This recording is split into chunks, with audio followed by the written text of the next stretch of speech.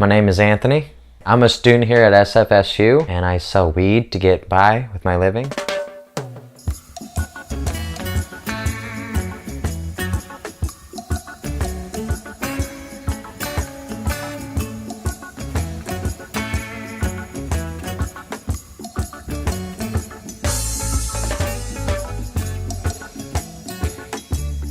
So freshman year, I asked a friend, because he sells weed, and I just, asked for a few little pointers and tips, and he showed me.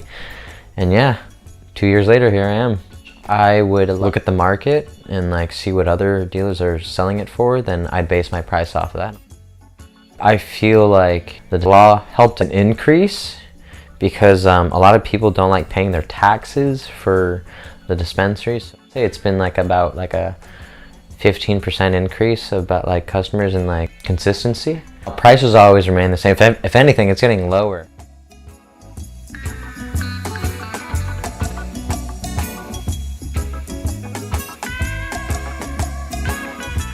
My name is Omar Figueroa and I am a lawyer. I specialize in cannabis law.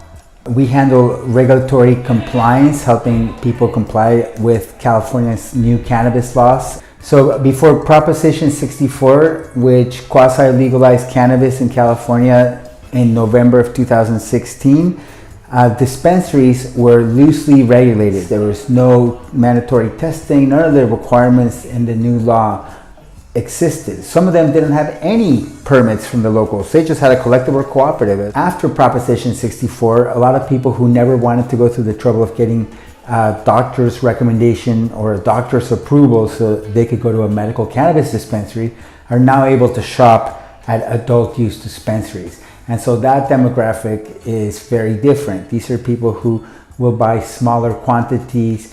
They're just trying it out, and now that the stigma is gone and now that it's easily available, there's a lot more experimentation just by people in general. There's already investors from all over the world. There's also technology companies who are trying to innovate within the cannabis space. And so I think you're going to see a lot of technological innovations.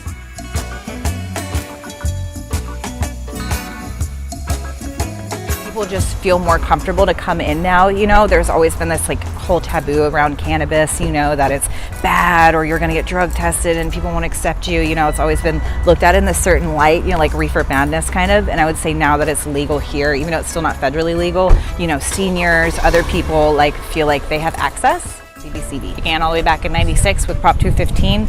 It was originally open right down the street, about 2 blocks down. It catered to cancer patients, and it kind of grew from there. We've been in this current location for 8 years now. We've always seen, let's say, 800 people a day. I would say now we're seeing at least 1,000 to 1,200 people a day. What's interesting is I wouldn't say the clientele has changed. It's still the same kind of people that are, interested in getting cannabis. It could be a Tuesday afternoon and there's 100 people in a line to the door. It doesn't matter what day it is, doesn't matter if it's payday, there's always people here. Every day is 420 is what we've kind of been saying. Yeah. As far as numbers go, they're making so much money. It obviously shows how important or how much people have been thinking about and wanting to come here from how much money they don't care about the tax. And that goes recreational and patient needs because these patients are still coming here. You look exactly on the date today, May 1st, it's been busy for 5 months, non-stop. People are mad about it too. The medical patients, they're really upset. It keeps changing here every single day. Yeah, it's like a tourist destination now. Yeah, it's definitely like a vacation thing. Oh, you're gonna be in the Bay Area, go to a dispensary.